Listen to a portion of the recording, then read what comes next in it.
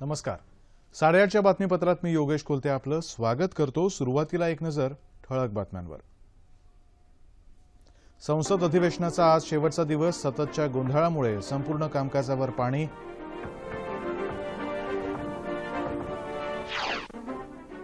सुषमा स्वराज यांच्यावरचे आरोप केंद्रानं फेटाळले. स्वराज यांच्या राजीनाम्याची काँग्रेसची मागणी केंद्र सरकारला अमान्य. दुष्काळी भागातल्या खरीप पिकाला जीवदान देण्यासाठी 300 कोटी रुपयांचा निधी देण्याचा केंद्रीय मंत्रिमंडळाचा निर्णय. साखर कारखान्यांसाठी कर्ज देण्यासंदर्भातले नियमही केंद्रीय मंत्रिमंडळानं केले शिथिल.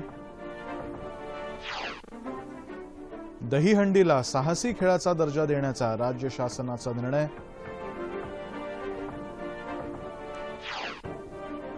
आणि नागपूरसह विदर्भात काल रात्रीपासून पावसाचा जोर. जनजीवन विस्कळीत. आणि आता सविस्तर वृत्त. संसदेच्या पावसाळी अधिवेशनाचा आज शेवटचा दिवस आहे. विरोधकांनी सातत्यानं केलेल्या गोंधळामुळे या अधिवेशनात कोणतंही कामकाज नीट होऊ शकलं नाही. संपूर्ण अधिवेशनात प्रमुख विरोधी पक्ष असलेल्या काँग्रेस सदस्यांनी संसदेच्या दोन्ही सभागृहात कुठलंही कामकाज होऊ दिलं नाही. काँग्रेसच्या सदस्यांनी संसदेत केलेल्या विरोधामुळे जीएसटी अर्थात वस्तू आणि सेवा कर तसंच भूसंपादनासारखी महत्त्वाची विधेयकं मंजूर होऊ शकली नाहीत. त्यामुळे या विधेयकांचं भविष्य सध्या तरी अधांतरीच आहे. ललित मोदी प्रकरणावरून काँग्रेसनं केंद्र सरकारला सभागृहात तसंच सभागृहाबाहेर घेरण्याचा प्रयत्न केला. मात्र सरकारनं ते सर्व आरोप फेटाळून लावले. या मुद्द्यावरून लोकसभेत कालही प्रचंड गोंधळ झाला. त्यानंतर काँग्रेसनं मांडलेल्या कार्यस्थगन प्रस्ताव ध्वनिमतानं नामंजूर करण्यात आला. या प्रस्तावावर चर्चा करताना केंद्रीय वित्तमंत्री अरुण जेटली यांनी काँग्रेसचा प्रत्येक आरोप निराधार असल्याचं सांगितलं. सुषमा स्वराज यांच्या राजीनाम्याची मागणीही त्यांनी फेटाळली. गेल्या 5 ऑगस्टला मुंबईतल्या न्यायालयामध्ये केंद्र सरकारनं याचिका दाखल केल्यानंतर ललित मोदींविरोधात अजामीनपात्र वॉरंट जारी करण्यात आल्याचंही जेटली यांनी सांगितलं. दरम्यान काल दुपारनंतर राज्यसभेत जीएसटीवर चर्चा सुरू झाली खरी, मात्र विरोधकांनी केलेल्या विरोधामुळे सभागृहाचं कामकाज दिवसभरासाठी तहकूब करण्यात आलं. त्याआधी ललित मोदी प्रकरणावरून सभागृहाचं कामकाज 2 वेळा स्थगित झालं होतं. या अधिवेशनात संसदेचं कामकाज होऊ न शकल्यामुळे दोन्ही सभागृहातल्या सदस्यांची संसदीय कार्यमंत्री एम व्यंकय्या नायडू यांनी आज एक बैठक बोलावली आहे. संसदेचं विशेष सत्र आयोजित करण्यासंदर्भात संसदीय मंत्रिमंडळाचीही आज बैठक होणार आहे. येत्या 31 ऑगस्टला भूसंपादन अध्यादेश समाप्त होणार असून संसदीय मंत्रिमंडळाची ही बैठक जीएसटी संदर्भातही महत्त्वाची आहे. संसदेच्या कामकाजामध्ये वारंवार येणारे अडथळ्यांसंदर्भात सर्वोच्च न्यायालयात एक जनहित याचिका दाखल करण्यात आली आहे. संसदेचं कामकाज सुरळीत चालावं यासाठी सर्वोच्च न्यायालयानंच त्यात हस्तक्षेप करावा अशी मागणी या जनहित याचिकेत करण्यात आली आहे. मेट्रो मॅन म्हणून ओळख असलेले ई श्रीधरन यांच्या संस्थेकडून ही याचिका दाखल करण्यात आली आहे. संसदेचं कामकाज व्यवस्थित चालावं यासाठी सर्वोच्च न्यायालयानं मार्गदर्शक तत्व जारी करण्याची मागणीही या याचिकेत करण्यात आली आहे. 1991 पासून 2015 पर्यंत संसदेचं कामकाज नीट न चालल्यामुळे 2000 कोटी रुपयांचं नुकसान झाल्याचा दावाही या याचिकेत करण्यात आला आहे. पावसानं ओढ दिल्यानं चिंताग्रस्त झालेल्या शेतकऱ्यांसाठी केंद्रीय मंत्रिमंडळानं काल काही महत्त्वाचे निर्णय घेतले.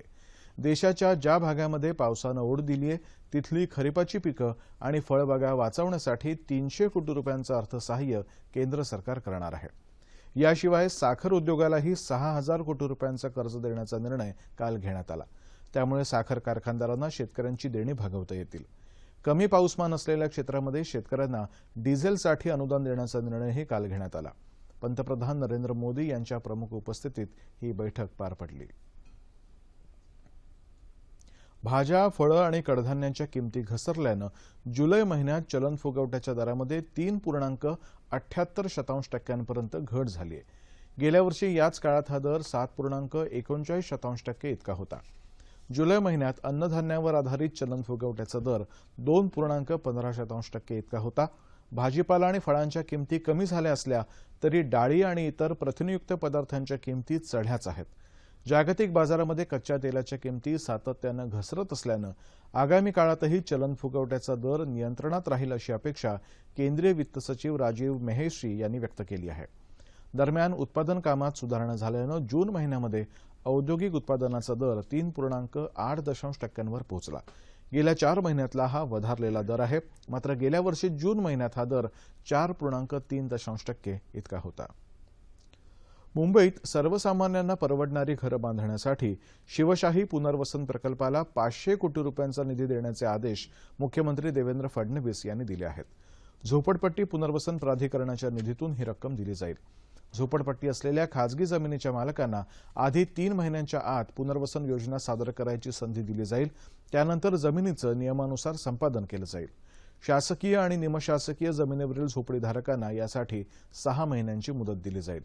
झोपडपट्टीधारकांची पात्रता निश्चितीची प्रक्रिया सुलभ केली जाणार असल्याचंही मुख्यमंत्र्यांनी सांगितलं. मंत्रालयात यासंदर्भात झालेल्या बैठकीत मुख्यमंत्र्यांनी हे आदेश दिले. दहीहंडीला साहसी खेळाचा दर्जा देण्याचा महत्त्वपूर्ण निर्णय राज्य सरकारनं घेतला आहे. क्रीडा मंत्री विनोद तावडे यांनी मुंबईत आयोजित पत्रकार परिषदेत याविषयी घोषणा केली. राज्यातल्या युवकांना साहसी क्रीडा क्षेत्रामध्ये संधी उपलब्ध करून देण्यासाठी हा निर्णय घेतल्याचं तावडे यांनी सांगितलं. या खेळासाठी राज्य संघटना नियमावली तयार करेल. त्या नियमांचं पालन करणं आयोजकांवर बंधनकारक राहील असंही तावडे म्हणाले. दहीहंडीत सहभागी होणाऱ्या 12 ते 15 वयोगटातल्या मुलांच्या पालकांकडून हमीपत्र घेणार असल्याचं तावडे यांनी सांगितलं. दहीहंडीमध्ये किती थर लावायचे यावर बंधन नसल्याचंही तावडे यांनी यावेळी स्पष्ट केलं. एखादा घटक सत्तेपासून दूर राहिला की आपली सत्ता पुन्हा प्रस्थापित करण्यासाठी दलित सवर्णाच्या वादाच्या घटना घडून आणतो अशी टीका भारिप बहुजन महासंघाचे नेते अॅडव्होकेट प्रकाश आंबेडकर यांनी केली आहे. उस्मानाबाद तालुक्यातल्या अनसुडा इथं दलित अत्याचारात जखमी झालेल्या लोकांची प्रकाश आंबेडकर यांनी भेट घेतली. त्यावेळी ते बोलत होते. अनसुडा गावातल्या दलित लोकांचं पुनर्वसन करावं आणि शासनानं त्यांना तात्काळ मदत द्यावी अशी मागणीही आंबेडकर यांनी केली. श्रमिक मुक्ती दलाचे अध्यक्ष डॉक्टर भारत पाटणकर हेही यावेळी उपस्थित होते. जाती अंताचं प्रबोधन थांबल्यानं महाराष्ट्रात दलित अत्याचाराच्या घटना घडू लागल्या असल्याचं पाटणकर यांनी यावेळी सांगितलं. केंद्र सरकारनं सुरू केलेल्या पंतप्रधान सुरक्षा विमा योजनेचा वाशिम जिल्ह्यातल्या 32,000 नागरिकांना लाभ मिळाला आहे अशी माहिती वाशिम जिल्ह्याचे जिल्हाधिकारी राहुल द्विवेदी यांनी दिली आहे. या जिल्ह्यामध्ये 19,302 लोकांना आणि अटल पेन्शन योजनामध्ये 629 लोकांना कव्हर केला आहे.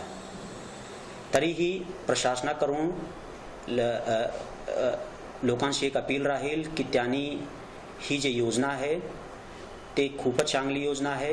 याचा जे लाभ आहे ते डायरेक्टली जे गरीब लोक आहे त्यांना होणार आहे.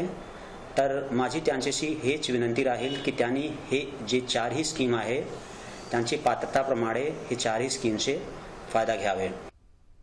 वाशिम जिल्ह्यातल्या विविध राष्ट्रीयकृत बँकांमधून ही योजना राबवण्यात येते. जास्तीत जास्त नागरिकांनी आपल्या कुटुंबियांच्या हितासाठी या योजनेमध्ये सहभागी व्हावं असं आवाहन जिल्हा प्रशासनातर्फे करण्यात आलंय. मराठी भाषेला आपण अभिजात दर्जा देण्यासाठी प्रयत्न करत आहोत. मात्र प्रत्यक्षात इंग्रजी शाळांमुळे मराठी शाळांची गळचेपी होताना दिसतेय आणि म्हणूनच विश्व साहित्य संमेलनातून आपण हा विषय मांडणार असल्याचं विश्व मराठी साहित्य संमेलनाचे अध्यक्ष शेषराव मोरे यांनी म्हटलंय. मुंबईत आयोजित वार्तालाप कार्यक्रमात ते बोलत होते. पुढील महिन्यात 5 आणि 6 तारखेला अंदमान इथं हे संमेलन होणार आहे. त्या पार्श्वभूमीवरती या वार्तालापाचं आयोजन करण्यात आलं होतं. मराठी शाळांचा मुद्दा तर आहेच, त्याशिवाय गुणवत्ता यादीतल्या अव्वल विद्यार्थ्यांची कला शाखेमध्ये प्रवेश घेण्याविषयी अनास्था दिसून येते. जर ही मुलं कला शाखेकडे वळली नाहीत तर मराठी भाषा कशी प्रगत होणार याबाबतही आपण संवाद साधणार असल्याचं मोरे यावेळी म्हणाले. नाशिक इथं सिंहस्थ कुंभमेळ्याच्या पार्श्वभूमीवरती पोलीस यंत्रणेवरचा अतिरिक्त ताण लक्षात घेता नाशिक शहर पोलीस आयुक्तालयामध्ये गरुड झेप ही कार्यशाळा घेण्यात आली. व्यवस्थापन तज्ज्ञ संदीप भानुसे यांनी यावेळी मार्गदर्शन केलं. कोणत्याही आपत्कालीन परिस्थितीमध्ये जागरूक राहून तणावाचं नियंत्रण आणि व्यवस्थापन करावं यासंदर्भात प्रात्यक्षिकं दाखवण्यात आली. नाशिकमध्ये सिंहस्थ कुंभ पर्वानिमित्त नाशिक शहर आणि परिसरामध्ये सुमारे 70 ते 80 लाखाहून अधिक भाविक दाखल होणं अपेक्षित आहे. त्यासाठी 15,000 पोलीस कर्मचारी तैनात करण्यात आले. नामवंत कवी, नाटककार आणि पत्रकार प्रल्हाद केशव अत्रे यांची आज जयंती. 1898 साली त्यांचा जन्म पुणे जिल्ह्यातल्या सासवड इथं झाला. साहित्य, पत्रकारिता, राजकारण, चित्रपट, शिक्षण अशा विविध क्षेत्रात त्यांनी आपला ठसा उमटवला. महाराष्ट्रातले हजरजबाबी वक्ते अशीही त्यांची ख्याती होती. संयुक्त महाराष्ट्राच्या चळवळीतलं त्यांचं योगदान अतिशय महत्त्वपूर्ण होतं. कथा, कादंबरी, नाटक, कविता, चरित्रलेखन, वर्तमानपत्रांचं संपादन अशी चौफेर कामगिरी करणाऱ्या आचार्य अत्रेय यांचं कऱ्हेचं पाणी हे आत्मचरित्र प्रसिद्ध आहे. त्यांनी दिग्दर्शित केलेल्या श्यामची आई या चित्रपटाला राष्ट्रीय पातळीवरती सुवर्ण कमळ मिळालं होतं. उद्याचा संसार, तो मी नव्हेच, प्रीतीसंगम, ब्रह्मचारी, भ्रमाचा भोपळा, मोरूची मावशी, लग्नाची बेडी, साष्टांग नमस्कार आदी अत्र्यांची नाटकं आजही रंगभूमीवरती गाजत आहेत. निसर्ग मन होऊन शब्दात उतरणारी बालकवींची कविता आजही रसिकांच्या हृदयात खास कप्प्यात वसते आहे. प्रतिभेचे धनी असलेल्या बालकवींची आज 125वी जयंती. त्यांच्या साहित्य सेवेस अभिवादन.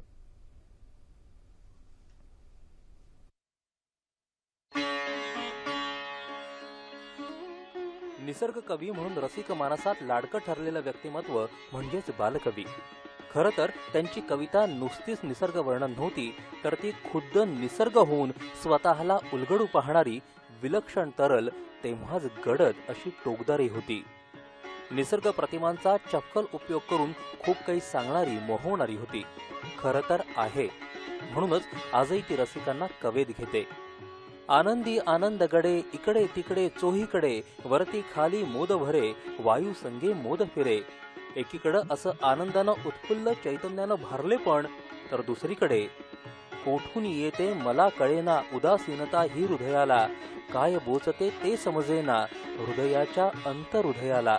अशी कासावीस करणारी उदासीनता बालकवींच्या कवितेतून समोर येते. लहानग्यांसाठी त्यांनी कविता लिहिल्या आहेत. हे सारं लिहिलं ते फक्त 10 वर्षात, कारण त्यांना आयुष्यच लाभलं अवघं 28 वर्षांचं. 13 ऑगस्ट 1890 साली जळगावात धरणगाव इथं त्यांचा जन्म झाला. 13व्या वर्षी त्यांनी पहिली कविता लिहिली, तर 1907 साली जळगावात भरलेल्या पहिल्या मराठी कवी संमेलनात त्यांनी काव्य वाचन केलं. त्यानं संमेलनाध्यक्ष कान्होबा कीर्तीकर प्रभावित झाले आणि त्र्यंबक बापूजी ठोंबरे यांना बालकवी ही पदवी दिली. पुढं तीच रूढ झाली. कवी नावा टिळक आणि लक्ष्मीबाई टिळक यांचाही बालकवींवर खूप प्रभाव राहिला. या दोघांनीही बालकवींना बरीच मदतही केली. 5 मे 1918 रोजी अपघातात बालकवींचं निधन झालं. तरी हा कवी सतत जिवंत आहे. त्याच्या तशाच टवटवी सतेज कवितेतून अगदी गिरक्या घेत, जसं हिरवे हिरवे गार गालीचे हरित तृणांच्या मखमालीचे, त्या सुंदर मखमालीवरती फुलराणी ती खेळत होती.